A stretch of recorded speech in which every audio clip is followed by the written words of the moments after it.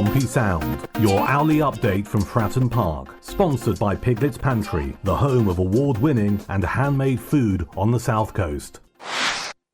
Bit more on Pompey's interest in Crystal Palace youngster Mustafa. Here's how Inside Football are reporting it.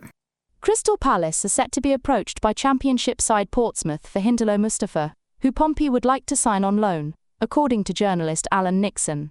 The 18-year-old central midfielder is a part of the Crystal Palace academy system, and his performances for the Eagles juniors side have turned some heads.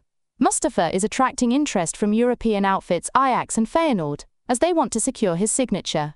It has been suggested that Mustafa has been the subject of 3 loan bids ahead of the summer transfer window. Portsmouth boss John Massinio is an admirer of the Crystal Palace under-21 midfielder's talents and scouted him earlier this month. Massinio is now hoping that he will be able to convince Oliver Glasner to sanction a move for Mustafa in the upcoming window. It has been claimed that Crystal Palace might consider sending Mustafa on loan to help him gain first-team experience to help his development. Despite Mustafa's brilliant form, he has yet to make a senior appearance for Crystal Palace in his career. Portsmouth managed to secure survival in the Championship despite a poor start to the season, and they are now gearing up for next season. Massinio believes that Pompey could certainly benefit from the young midfielder's talents, but the Eagles have yet to take a decision on his future yet. It is likely that the Palace boss will take a look at him in pre-season to see whether Mustafa fits in his plans for next season, before he sanctions anything. It is also suggested that there are clubs in the market wanting to sign the 18-year-old on a permanent transfer as well. We were talking about him yesterday on Pompey Sound, and we did a bit of delving and had a look at him on YouTube. And he's clearly a very effective, fit, strong, busy player with good feet. But we could tell that he is raw. He is far from the finished article. And one of the things that we will benefit from if he comes to Pompey is obviously another young rising star with enormous potential.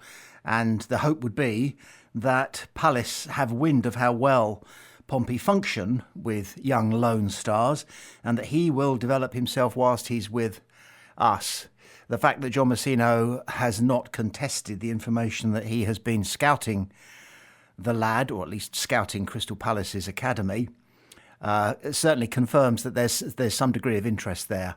But it's one of those ones where we'll have to wait and see. The football news agency Football League World have been casting their eagle eye over Paddy Lane. Uncertainty looms over Paddy Lane's future at Portsmouth, after an injury-plagued first season in the Championship left fans wondering what's next for the talented winger. Lane, who lit up Pompey's League One title-winning campaign with 12 goals, found the step-up challenging. Just as he was finding his groove, including notching his first Championship goal against Swansea on New Year's Day, a knee injury in January cruelly ended his season. While manager John Massinio remains optimistic about Lane's recovery, whispers of a summer squad shake-up have some fans worried about the Northern Irishman's place at Fratton Park. We caught up with Portsmouth fan pundit Miltos Ioannidis to get his take on whether Lane should be moved on or given another chance. "I've got a gut feeling Paddy could be one of the surprise departures this summer," Yola Subnidis admitted. "We haven't seen his best in the Championship yet. He was brilliant in League One before injuries and poor form derailed him.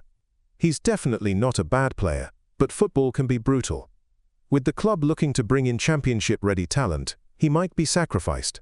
I absolutely love Paddy and think he's got a bright future ahead of him. I'm just not sure if it'll be with us." Before that injury in January knocked him back, he was just starting to look like his old self again. That goal against Swansea felt like a turning point. "Personally, I'd love him to stay. He's one of my favourite players, but I wouldn't be shocked if he moves on. This summer, anything could happen."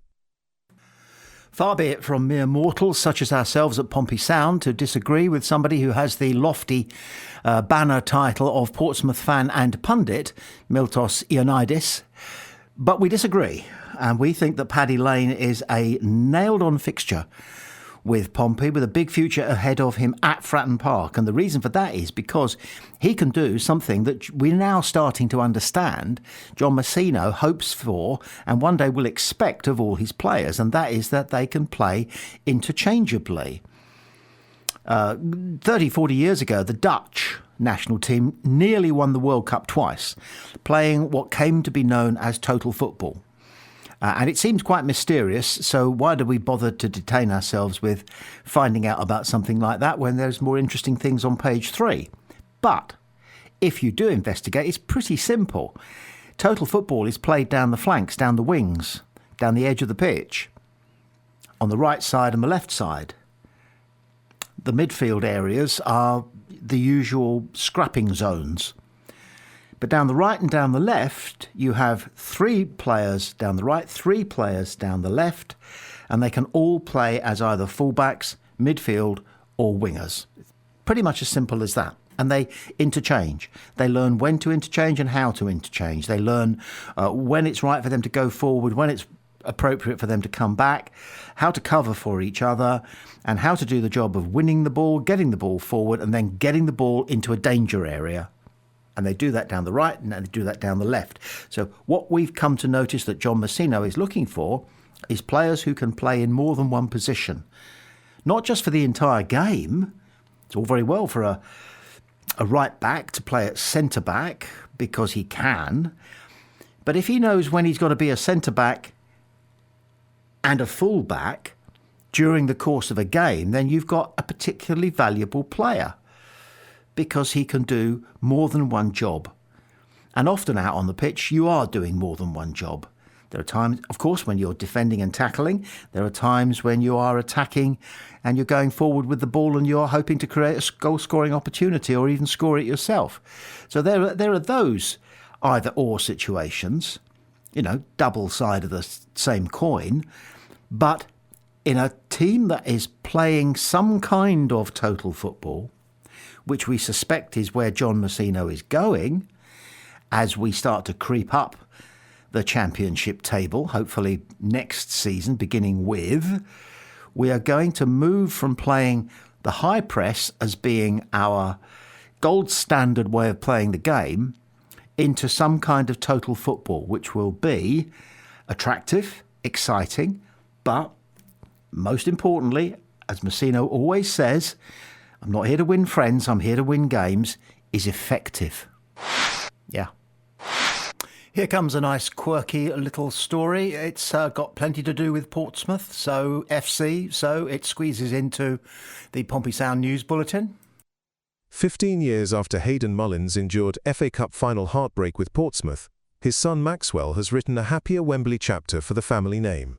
The younger Mullins was part of Aldershot's triumphant FA Trophy squad on Sunday, coming off the bench in the 81st minute, as the Shots cruised to a 3-0 victory over Spennymoor in front of 20,000 delirious fans.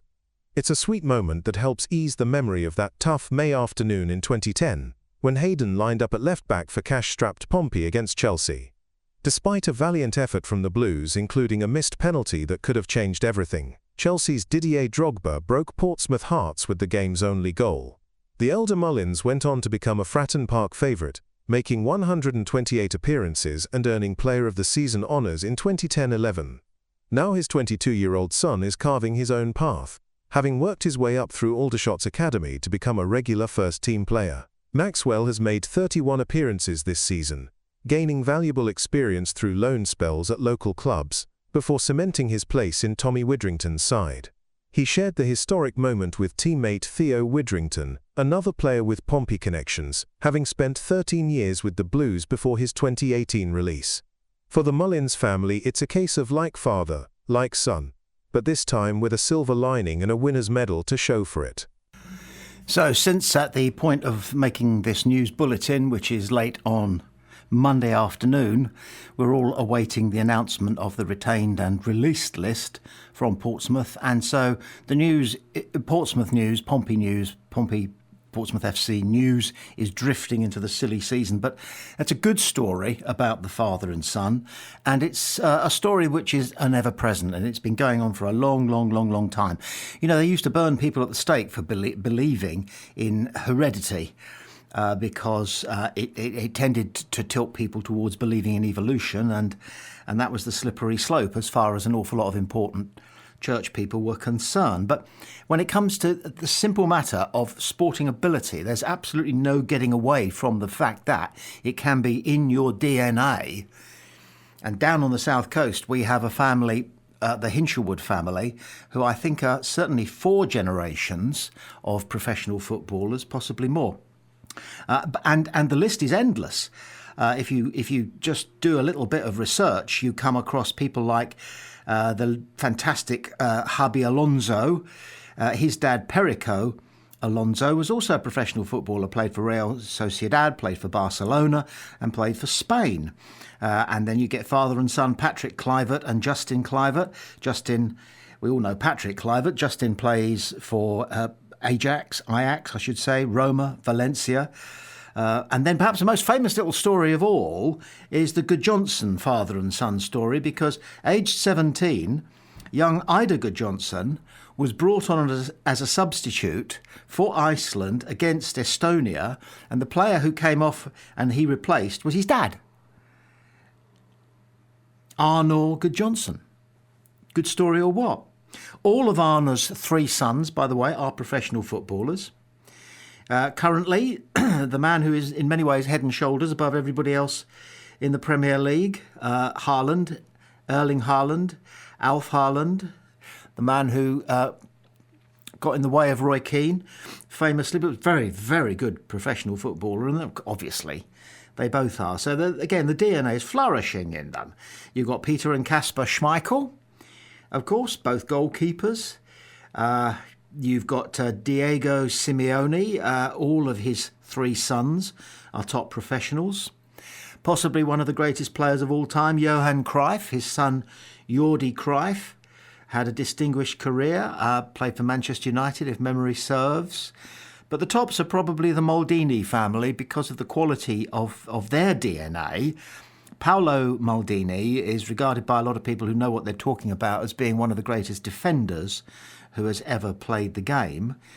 Well, his dad played for AC Milan before him and won 17 Italian caps, and his son is now an eminent player again for AC Milan.